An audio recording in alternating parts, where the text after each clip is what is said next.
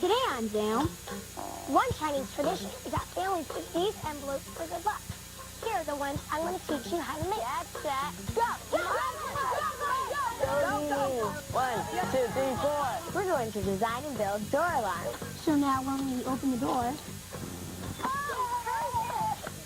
Waiter! Yes? There's a fly in my ice cream.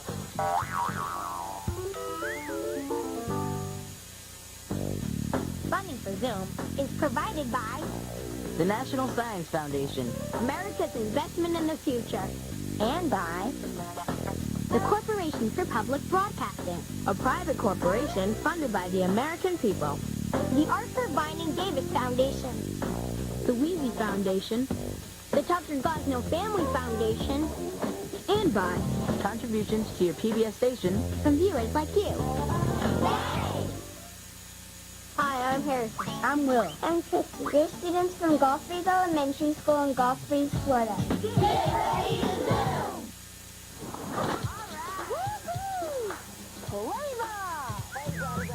You can do it. Let's go. You got it. Come on. All right. Come on, King. Come on, Zoomer. Let's get that ball. I got it! I got it! Yeah! Come on and zoom, on and zoom, on and zoom, on and zoom, on and zoom, zoom, zoom, on zoom.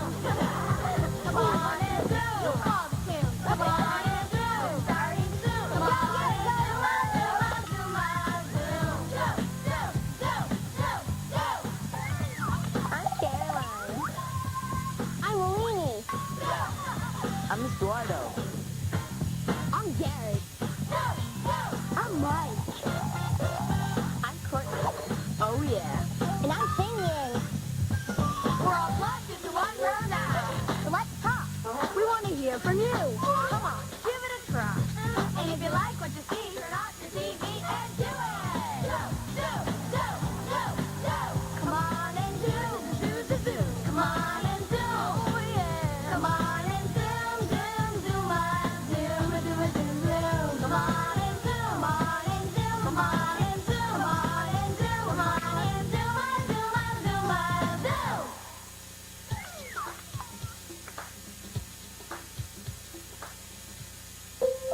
Hi, Zoomers. Thanks for joining. Do you like obstacle courses? What about egg races? What if you scrambled the two together? That's just what Elizabeth Tate of Drakes Branch, Virginia did when she sent us this game. It's called the Eggstacle course. We think it's just excellent. We're playing with eggs, so make sure you do this outside. And if you don't want to use eggs, you might want to use tennis balls. Okay, here's our Eggstacle course.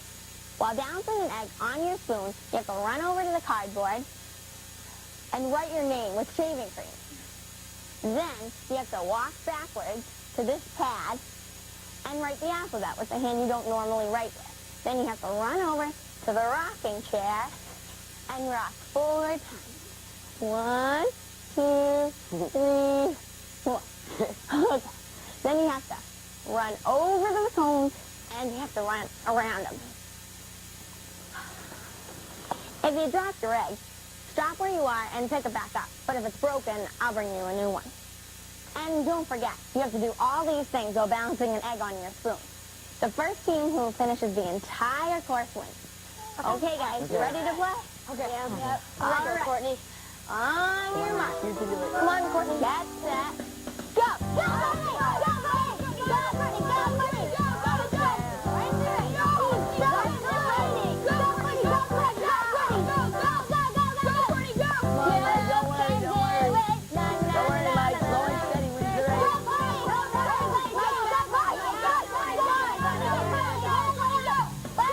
Go, Mike, go.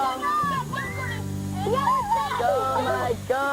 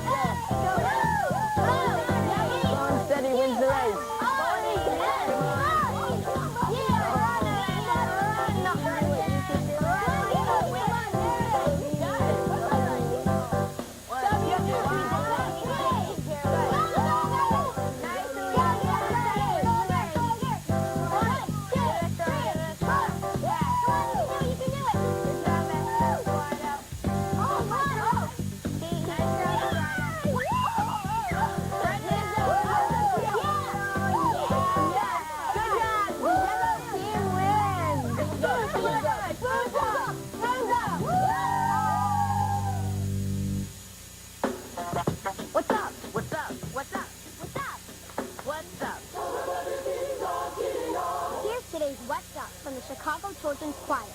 We asked them what's their favorite thing about being in the choir. My favorite part is that we get to sing different songs from different countries and how we get to meet famous people. We make such beautiful music with all the diversity in the choir because, you know, everyone has different voice types and everything, and how the music can just sound so good. My favorite part about being in the choir is all the music that we do together, and since there's so many different ethnic groups, we make such a different sound that it's just beautiful, and we all love it.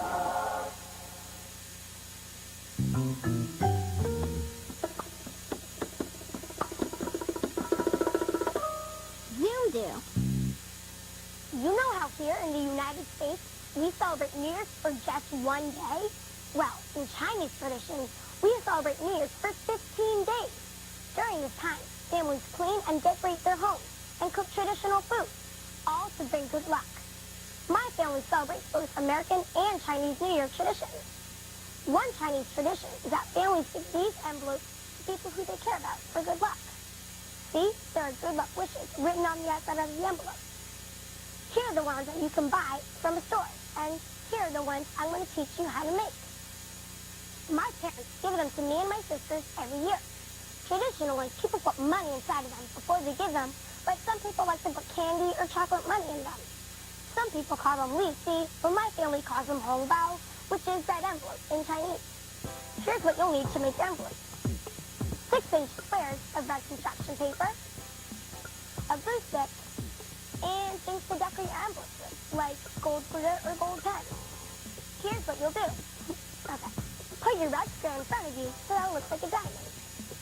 Now, number the corners 1 through 4, starting at the top and going clockwise. 1, 2, 3, 4. I did it with a marker so that you can see it. Fold corner 3 up about 1 inch, or about the length of the top of your thumb. That's probably good. Fold it up one more time so that it looks like this. Okay. That's good. Now, fold corners 2 and 4 towards the middle so that they overlap, and glue them in space. 1. I'm going to glue one down first. Stick the other down. Okay. And corner 4. Whew, looks cool. Corner 1, fold down to fill your envelope. Okay. This is the front, and this is the back. Now you can decorate your envelope with a good wish for the person who you want to give it to. I think I'm going to write Haolian, which in English means good year. Before my parents gave me and my sisters these envelopes, we normally eat something called niangao, which is a sticky cake. It's really cool. And this second one. I like this gold glitter. Pretty. Okay.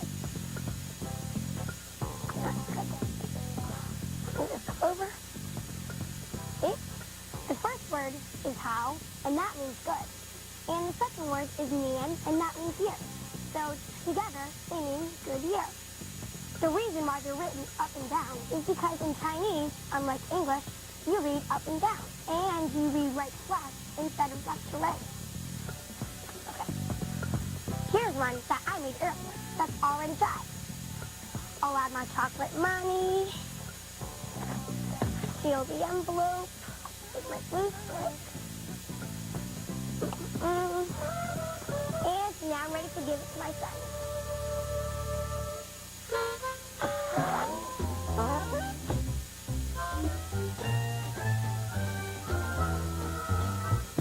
School in China by folk kids in the Noodlehead Network in Burlington, Vermont.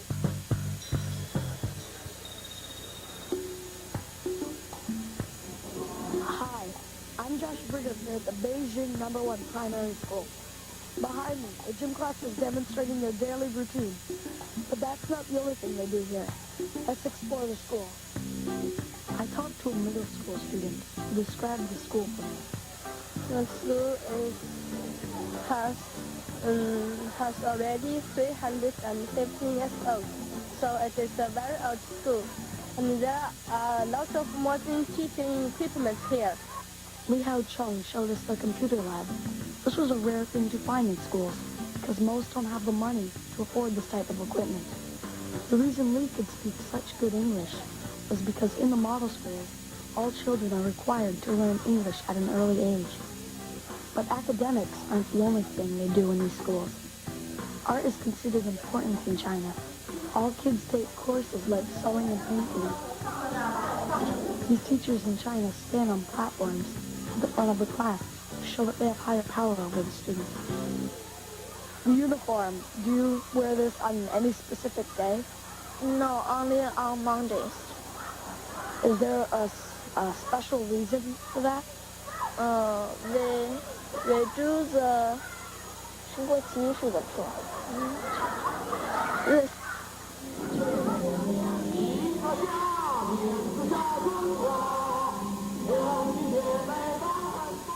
They do morning exercise here because they believe in a healthy body and a healthy mind. The students are more disciplined and they are expected to work together. It would be cool for American students to walk in the Chinese shoes for a day. Thank you for joining us at the #1 primary school of Beijing, China. Sai Chen.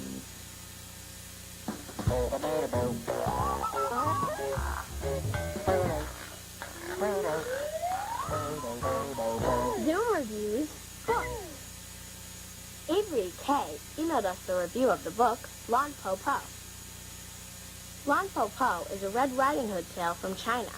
It was translated into English and illustrated by Ed Young. Lan Po Po is about 3 sisters whose mother leaves them to go visit their grandmother, who they call Popo. After the mother leaves, a wolf comes to their house and pretends to be the girls' Popo. The girls have to work together to outsmart the wolf. What's special about the book is the way the sisters love and help each other. This is the type of book I like to read to my younger sister. If you've never read to a younger brother or sister, you should try it. It's a lot of fun.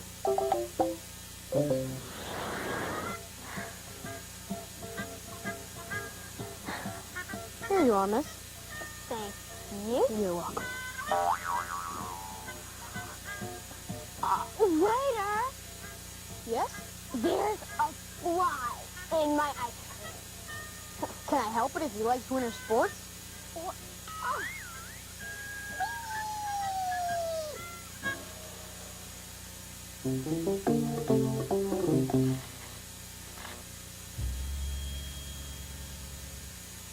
You've tried everything. You put a keep out sign on your door. You piled stuffed animals in your doorway. But your little brother or sister still keeps on trying to sneak into your room. Well, today, we're going to show you the perfect solution. We're going to design and build door alarms. Kimberly H. of Brooklyn, New York, emailed us the idea. We can use tape, aluminum foil, batteries, string, wire, cardboard, buzzers, and anything else we can think of. Shiggy and I will be one design team, and Courtney and Eslardo will be the other. We're going to use smaller models of real doors, just like engineers would. Okay, so let's just see. Do you guys want to? We'll try this one. I'm going to try this one. And then Put black on Did it the work? connect them. You what?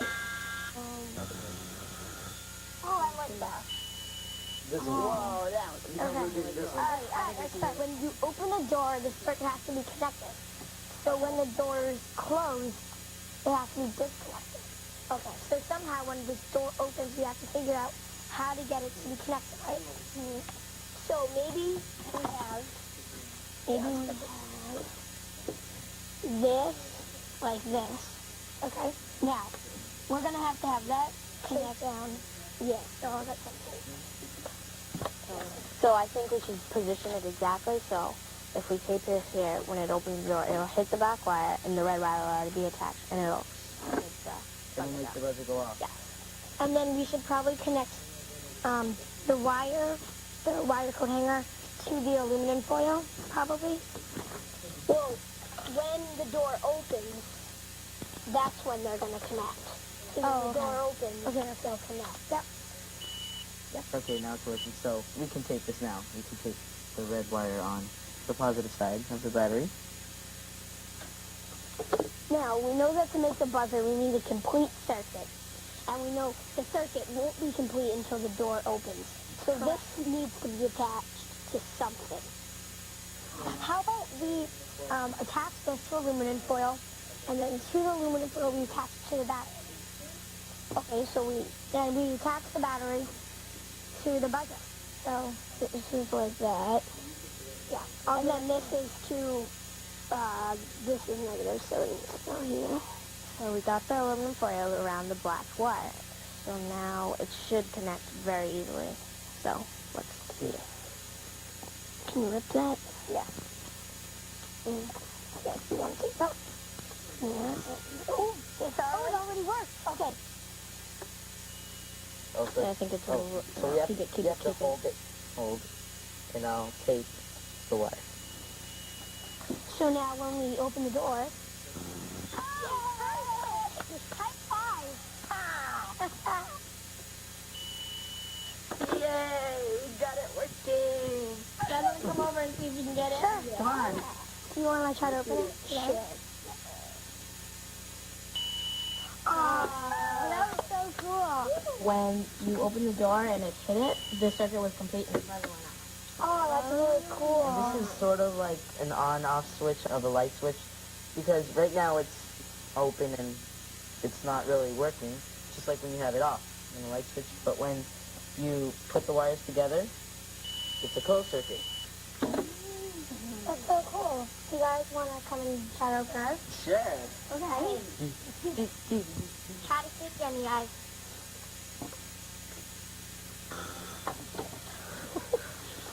That's pretty loud. Yeah. Alright. That's definitely louder than ours. Sounds like a telephone. Now the two batteries supply us with the electricity. This bell needs two batteries instead of just one. We made a conductor here and a conductor here, and when the door is open, the two conductors touch and it sounds the bell. So when you try to open it, it makes the noise. Completing a circuit is just one way of engineering a door alarm. Here's another. This alarm runs on batteries, and here's how it works. An infrared beam shines out of the box. Mike's going to demonstrate for us. When Mike gets close to it, his body reflects the beam back to the box. The beam then hits a receptor in the box and turns on the alarm.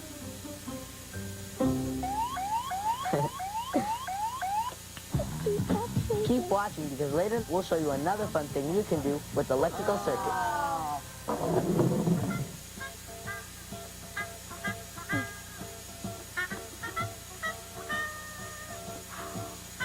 Miss Frog, here's your soup. Thank you. You're welcome.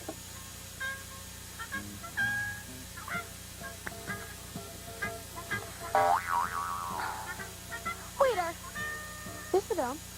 there's no fly in my soup.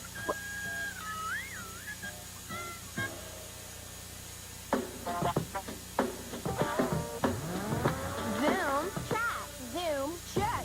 Zoom, chat.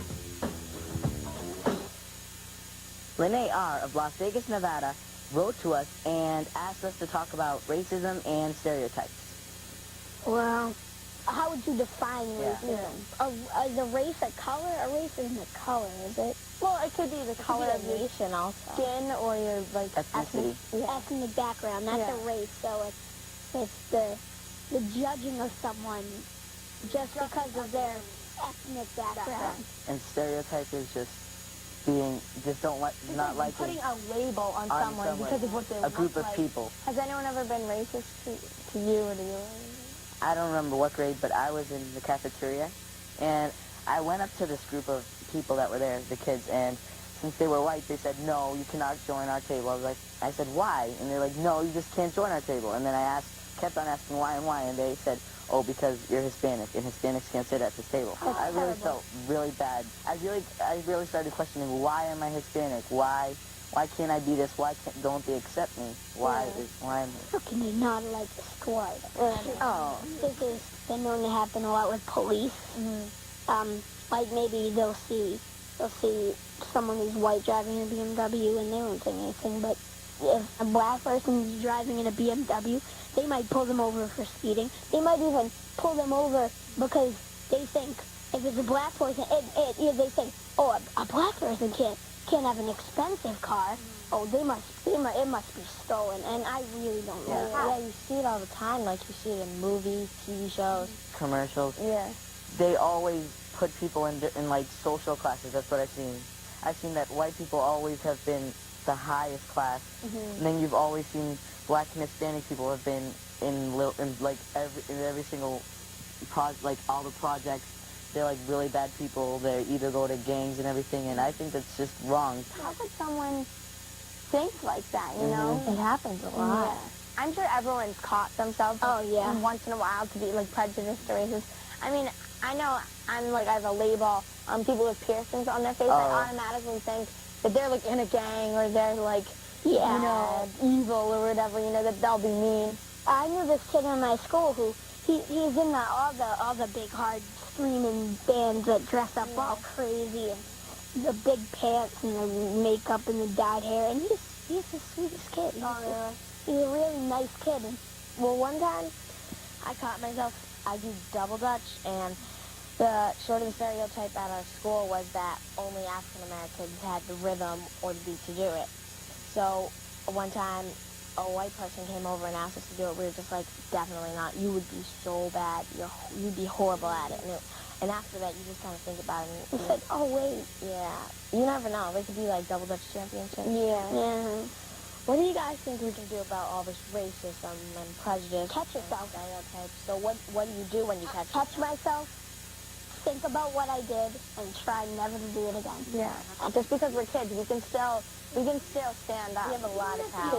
You don't have to make enemies like that. Like if someone tells you a Bond joke and you're like, that's you don't have to say that's not funny at all. I know. If somebody tells you a joke like that, you could be like, I don't think that's very funny, and I think that would offend people if you told that. Yeah. Don't be like too serious, because then they'd know that like they would really get mad at you. But say it in a calm way so that they would understand.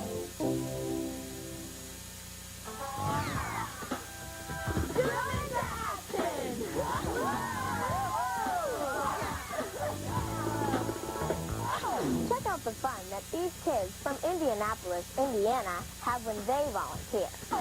These members of the Zoom team are part of Angels in the Hood from the Coffin Chapel AME Church. They regularly volunteer their time in their community. This day, they were at the Day Spring Center, a shelter for families who are homeless. They read books, played games, and had a great time. One thing that I really like about coming here is because I love playing with kids. Do you want to zoom into action but aren't sure how to get started? Well, check out the Zoom website at pbskids.org.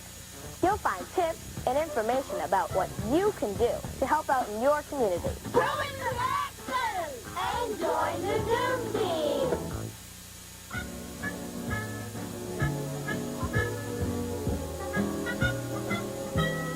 Hi, what can I get for you today? I'll have the sandwich. All right. Come right up. Oh boy, I can't wait for my sandwich. Here's your sand and your wish.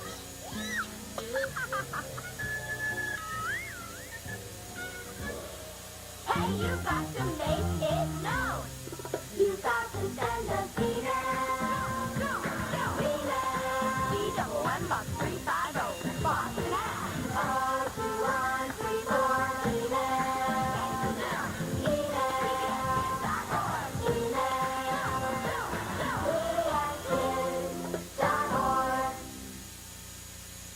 Hey, want to sneak a peek behind the scenes of Zoom?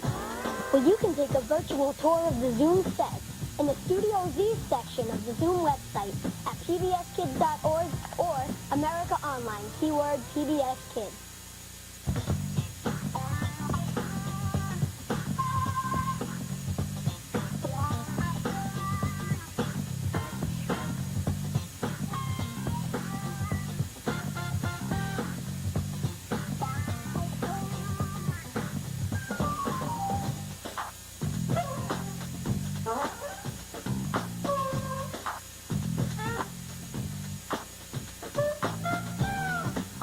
transmissions become the property of Zoom. and will be eligible for inclusion in all Zoom media. This means that we can share your ideas With other Zoomers on TV, the web, In print material. and in other media. So, send it to Zoom. Oh, send us a poem or geodesic stone or do or a joke or a play. That's right. So send your ideas and this might appear on your television someday. Oh, Zoom, Zoom on the web. It's PBSkids.org. Just send your idea and it might appear on your television someday. Funding for Zoom is provided by The National Science Foundation, America's investment in the future. and by the Corporation for Public Broadcasting, a private corporation funded by the American people. The Arthur Vining Davis Foundation. The Wheezy Foundation, The Tucker Gosnell Family Foundation. and by contributions to your PBS station From viewers like you. Hey!